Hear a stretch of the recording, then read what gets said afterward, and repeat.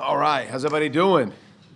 First, I want to congratulate Reggie, Dwight, and Mathis, all for semifinalists for the Hall of Fame.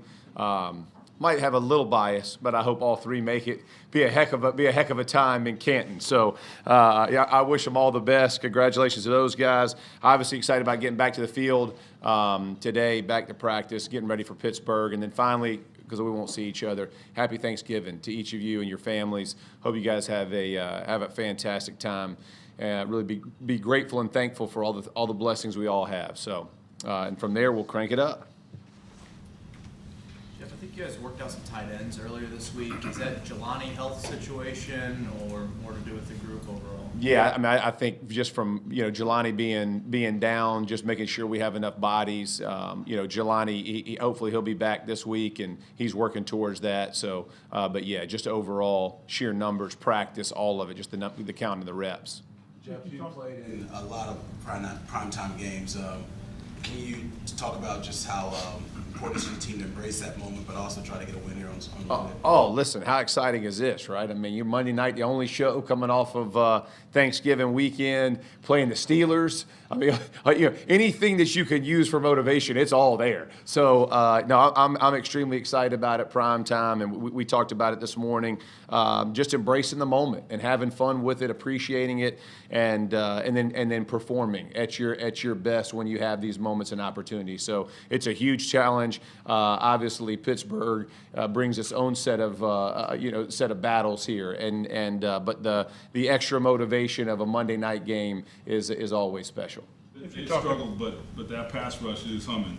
What did you see on the tape, and what kind of challenges? Yeah, listen, their front four is as good as anybody in the NFL, and everybody talks about the ends and Highsmith and Watt and all that, but listen, all four, they're all dudes, and they can put pressure on you at every point, and they will pressure you. They're not scared, and so hats on the O-line. Make sure we get our jobs done, protect it, and I've told those guys as I got here, protection's going to beat coverage, but that's a big ask. So make sure that we're we put the hat on of making sure we get those guys blocked, but you can't hide from it. You got to go out, work your techniques, understand they're smart players. They're gonna make plays. It's limiting the big plays, limiting the moments where the big plays can be had, and so big challenge ahead, but one that hopefully we meet.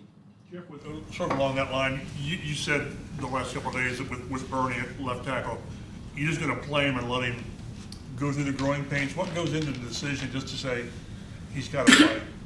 Well, I mean, I think, listen, it's always easy. I think it was Dungy or Caldwell who used to say it's always easier to fire guys, but who are you hiring, right? Like and so if guys are having a hard time, our job is to coach them to be better and to be the players that we know they can be. And these guys, the effort is there, the technique is getting there. They're getting better every week, and I think you continue to get better each week when you get reps and you get activity and you see things happen and that you can now apply to the next week. And so it's not going to be perfect. No player is, but my expectation is they take strides each and every week of being better players. And so we've put the onus on them. Listen, this is your craft. What do you need to do to get yourself prepared, and what can we do to help you get prepared? But I think both those guys, Fries at right guard and Bernie at left tackle, understand each week I want to see progression, and so far I have. You sort of went through this in 2011 with Costanzo. I realize we're talking first round, third round, but right.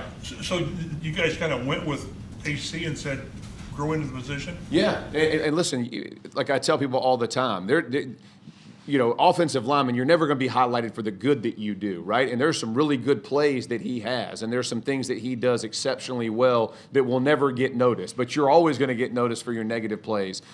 No difference than the defensive back, right? When it's bad, everybody knows. When it's really good, it's like a play that nobody cares about. But just to have that mental toughness to understand, we are getting better. Your technique is getting better. Your confidence in yourself is growing each and every week. And to keep taking that challenge on and go meet that expectation that we've set for you. You've only been here 2.5 weeks, so that being said, do you think the offense is diverse enough?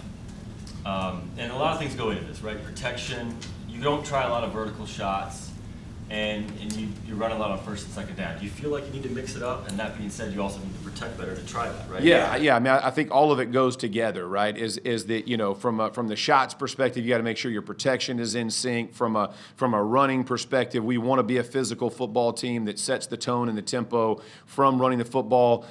You know, I'll take 28 against just about anybody. So, you know, when you think about the way that you're going to establish a game plan, you also want to play to your strengths and make sure that we're giving ourselves a chance. And so I felt like in both games we gave ourselves opportunities to win. One we did and one we didn't, right? But ultimately it all boils down to execution. And I went back over that again this morning. It ain't about plays, right? It's about execution. And you as players, whatever play is called, if we execute it, we have a good shot and a good opportunity. It's making sure that you meet that. And so, you know, we're going to push that again this week. Thought we had 3 really good days of practice. We need to stack 3 more again this week, and the challenges before us. But yeah, when you get into like plays, philosophy, schematics, all those things, at some point it boils down to the 11 executing what we have there and going to make the most of it. Jeff, 6 games up to play.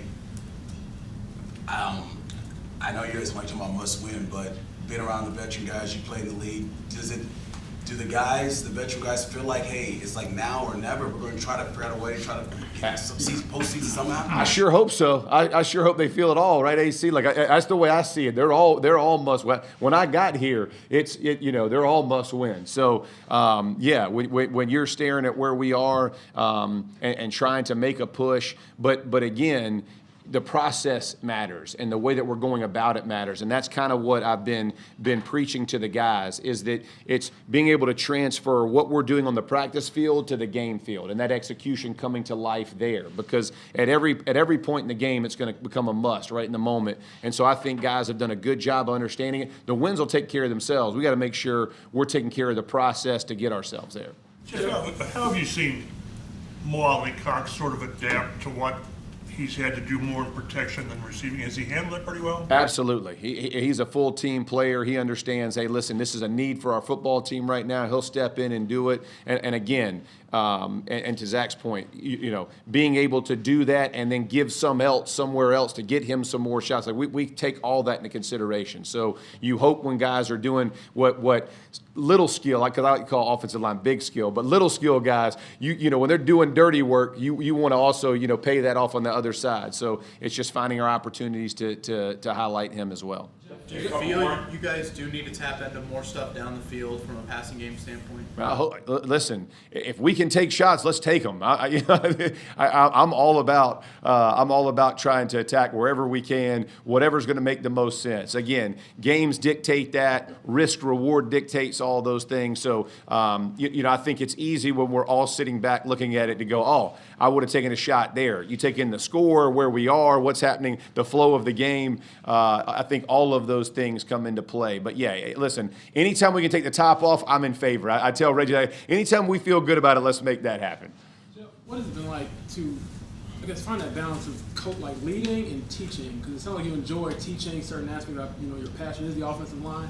Have you had to pull yourself back from maybe diving more into that or certain aspects? Because it seems like you enjoy teaching technique, you know, repetition, things of that nature. No, I love it. And listen, I'm a techniques and fundamentals guy. So when I got here, you know, I gave them full expectation of what I am and what role I will be. And so I drive that home to each and every position. Hey, what's our keys? What are we diagnosing? How are we supposed to play this? I believe ultimately that's how you win games. And so that's my favorite part of the game. I love helping guys. I love, hey, here's a little key that I picked up, or here's something the guys used to do to us. Here's, you know, position, your eyes, all those things. But the teaching part is what coaching's all about to me.